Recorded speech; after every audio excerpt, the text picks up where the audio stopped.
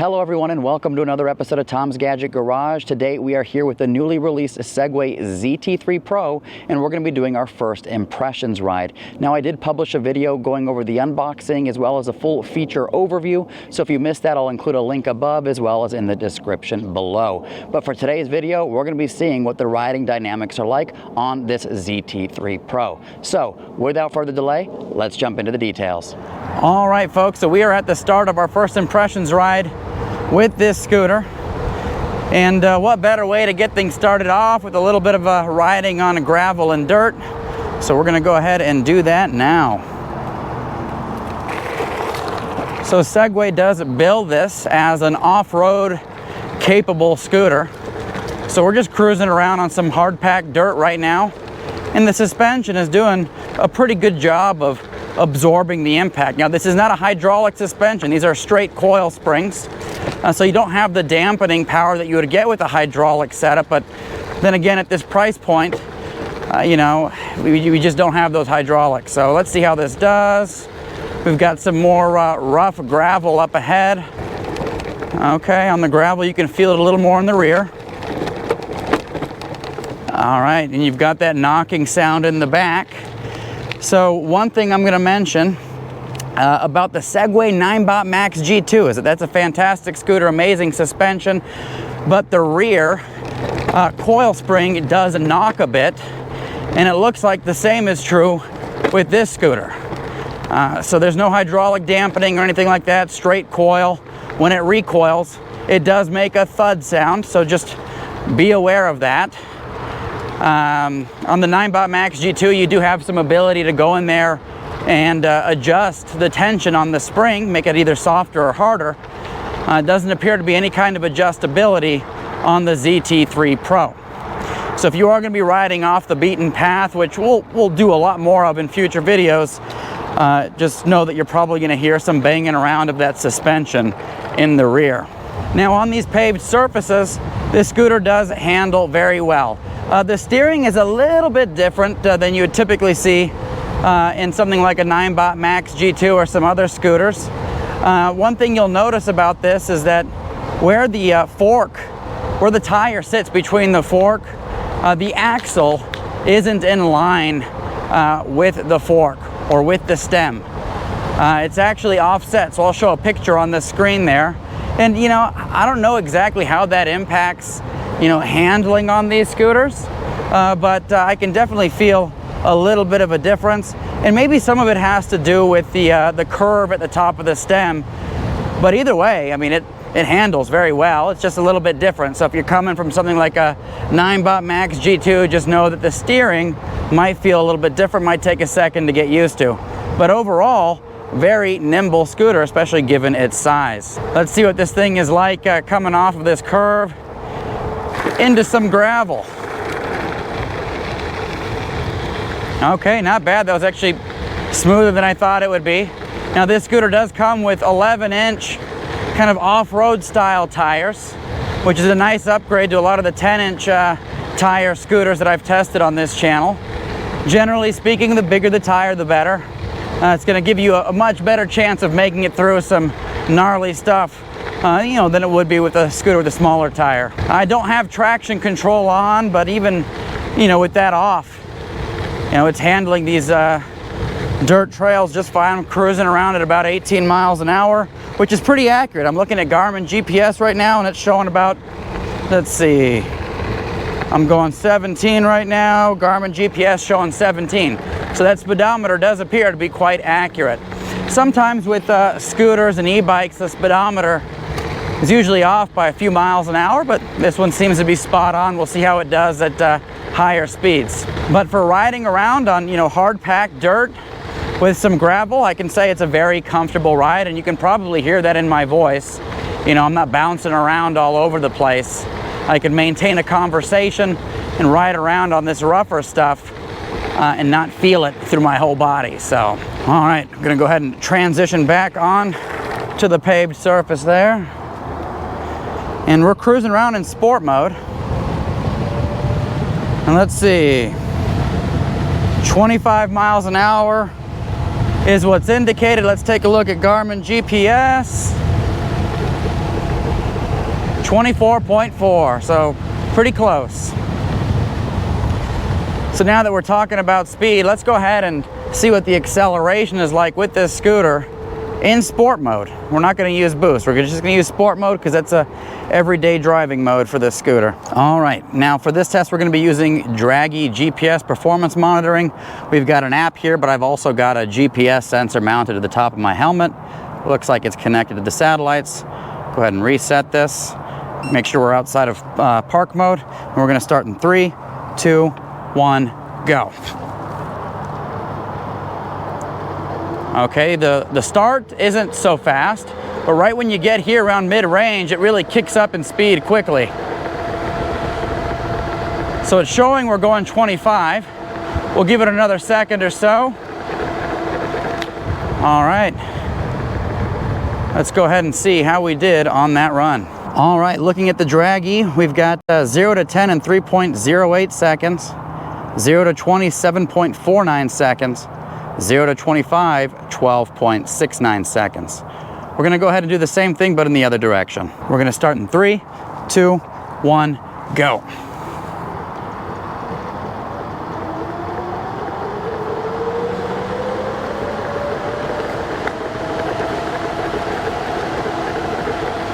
All right, speedometer's indicating 25. We'll give it another second.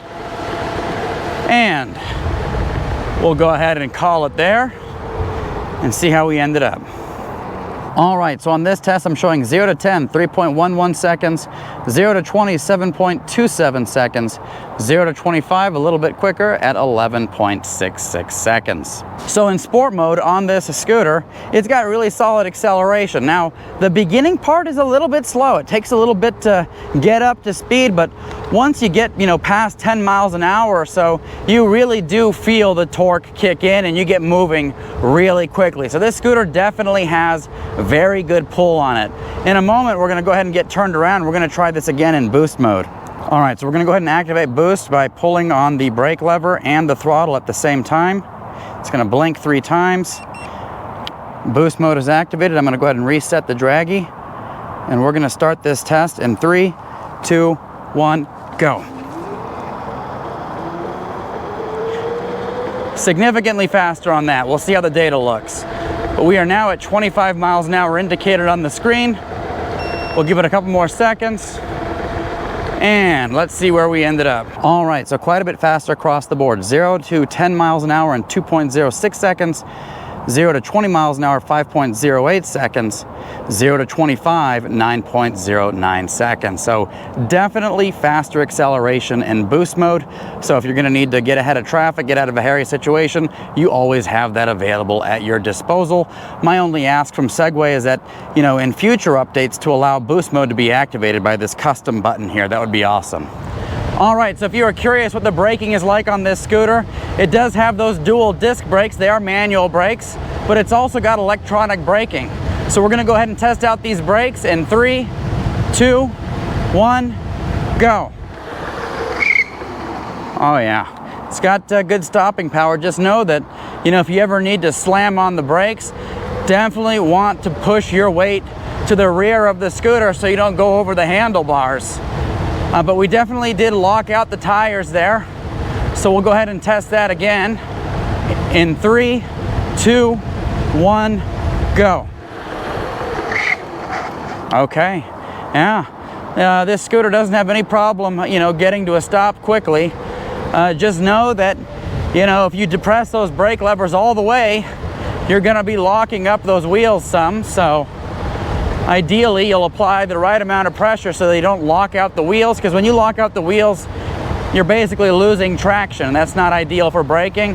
And as you can see with these brake levers, when I pull on them, that electronic brake kicks in rather strong.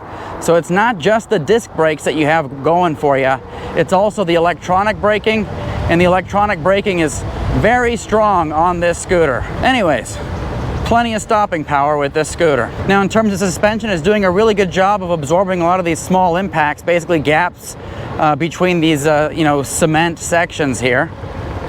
We'll go down the hill here.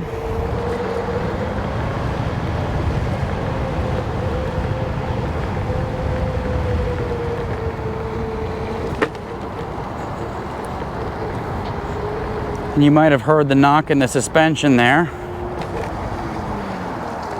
And that is basically that rear coil recoiling very quickly, and then you hear that knock. It's because it's got a lot of tension on it. All right, we'll cruise around down here.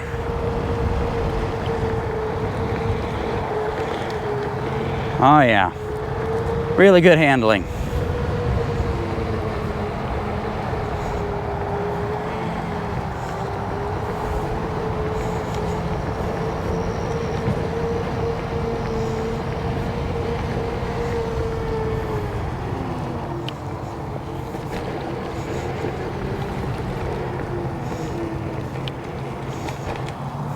We'll swing around here, and this will give us a good opportunity to test the hill climbability. It's a very mild hill, but nice little test nonetheless.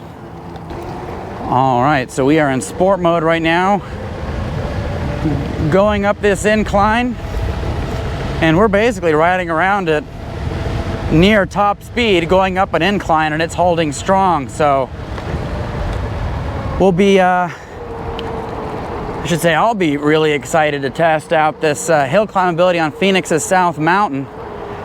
You know, that's 9.5 miles of almost continuous uphill riding and about 1,800 to 2,000 feet in elevation gain, you know, depending on, you know, where we stop.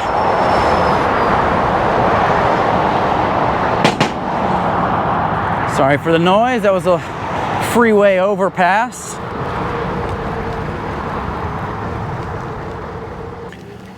All right, we'll transition onto this street here for a moment. See what it's like riding around at top speed.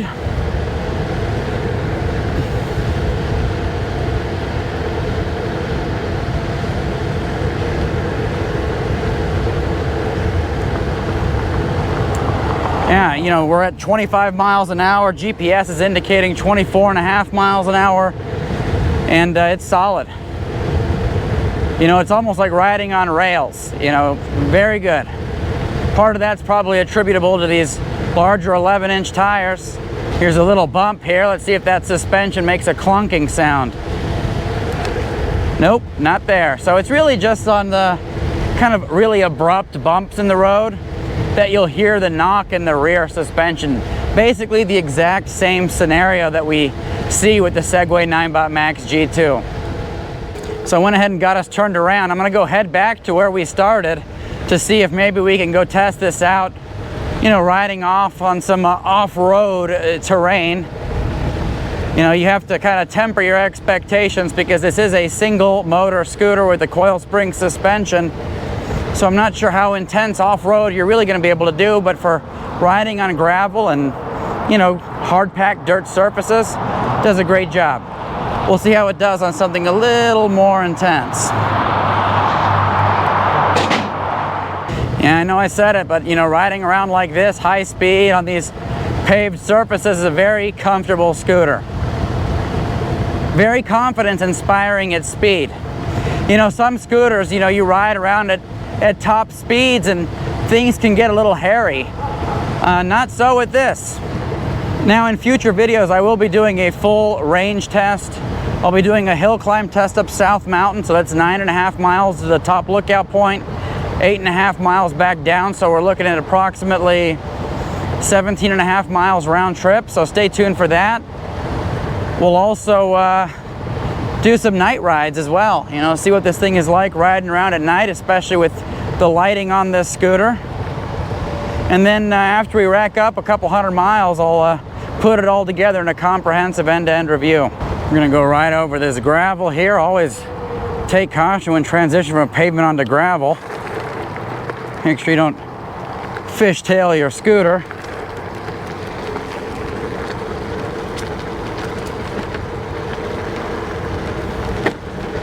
There was that clunk again. Here's some bigger gravel. Right over it. All right, so looking at GPS, we're at about 10.2 miles. And I did a couple miles just around the neighborhood before turning this GPS on. So we're probably at about 12, 13 miles of riding around at near top speeds the entire time, and looks like we're at 3 battery bars remaining. So range is definitely not going to be the strong suit for this scooter. I do weigh, you know, 204 pounds with gear. Segway, I think, like all other scooter companies, does their testing with 165-pound riders riding on flat ground on a windless day and probably 77-degree temperatures. So what I'm going to do right now is I'm going to take us over to an area that's got a little more off-road terrain, and hopefully the lighting is better. All right.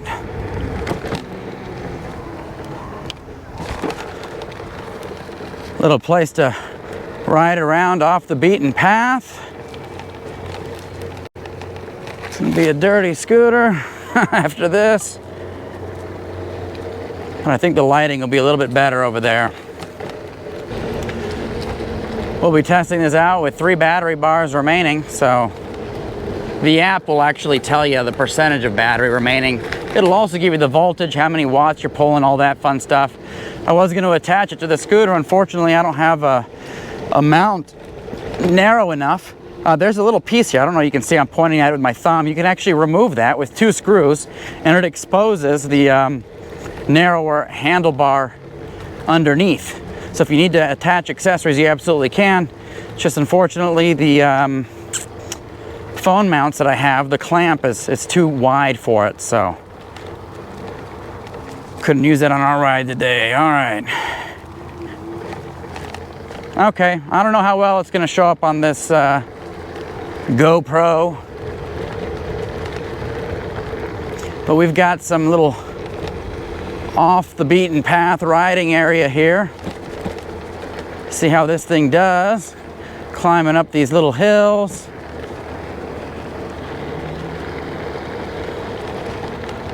And we'll go down this steep embankment.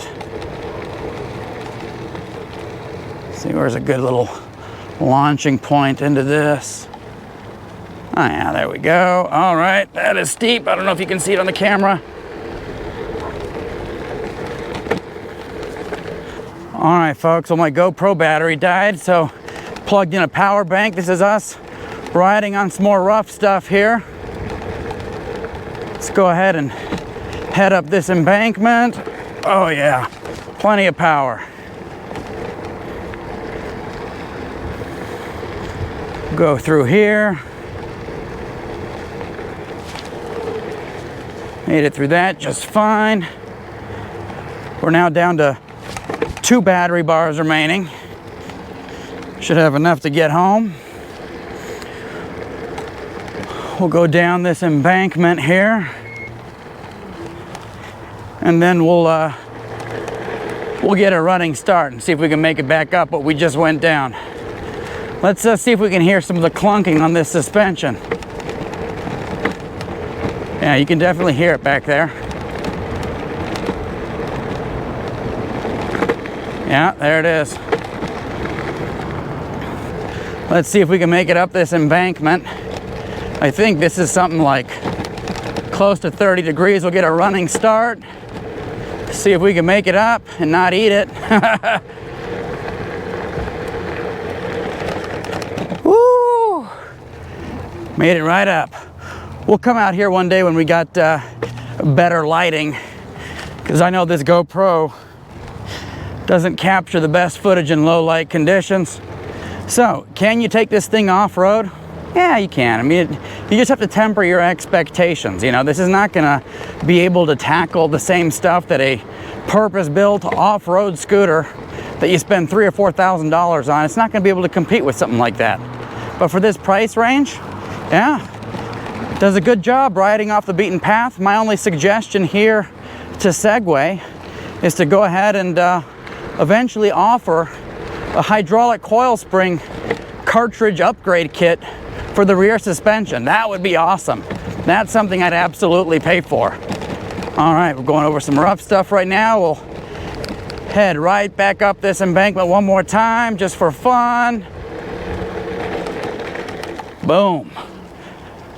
Made it up. All right, folks, so there you have it. That was our first ride impressions with this Segway ZT3 Pro. And overall, I was very impressed with the ride. Definitely is able to get to its top speed, and it handles very well when you're riding at top speed. I've mentioned it a couple times in the video, but it's like you're riding on rails. In terms of maneuverability and handling, it's actually quite good. At first, I was unsure because it's got this curved stem here. And then, of course, if you look at the front fork, the wheel is not centered between the front fork. It's actually offset to the rear, so I was unsure how that geometry was actually going to play out in terms of handling. And overall, very well, no concerns with handling. It handles excellent. As for lighting on this scooter, you do have that headlight there, as well as the X pattern light up front, so that'll definitely help you with nighttime visibility. And then, of course, coming back over to the rear of the scooter, you've got that rear tail light, you know, which is bright. When you depress the brake levers, it does brighten or flash depending on what setting you have there. Now, in terms of range with this scooter, we're going to do a full range test, hill climb test. We're going to do all the tests in future videos. But for range, we did about 14 miles on this ride, and we've got 16 miles remaining, or 16% remaining, I should say. That's about 3 miles of additional range, which I'll definitely need to get back home. So, you know, it's not going to be the strong point of this scooter range. This is going to be for shorter commutes, you know, for little, you know, adventures in the afternoon off the beaten path. You know, Segway does say riding around at top speed, you should be able to get around 18 and a half miles of range, but that's with a rider that's 165 pounds. I actually weigh 204 pounds with gear, and so, you know, I'm gonna get less range, but of course we'll do a full range test, we'll do all the tests, and we'll bring it all together in a full comprehensive end-to-end review. But overall, very happy with this scooter. I will say one thing, before I forget. Back here, you've got these expansion port covers. They actually vibrate, and if you can hear right there, I'm tapping and there's a little bit of a vibration that happens after that. These do vibrate. At slower speeds, you can hear it. At first, when I hopped on this scooter, I thought maybe it was coming from the motor. It's these. I actually removed these, even pushed them down, and that noise goes away. So I'm gonna see if I can address that with some kind of like adhesive spray or something. I don't know, but it's annoying to me. I don't like that. Another thing I think that can be improved with this scooter is gonna be that rear suspension. It does make that clunking noise, which was prevalent on the Max G2. I was hoping that wouldn't be the case here, but it absolutely is. So hopefully Segway offers like a hydraulic coil spring upgrade kit in the future, because that would be absolutely sick. Anyways, let me know if you have any questions, comments, thoughts, concerns. Happy to address those in the comments section below. And as always, thank you so much for tuning into Tom's Gadget Garage. We'll see you next time.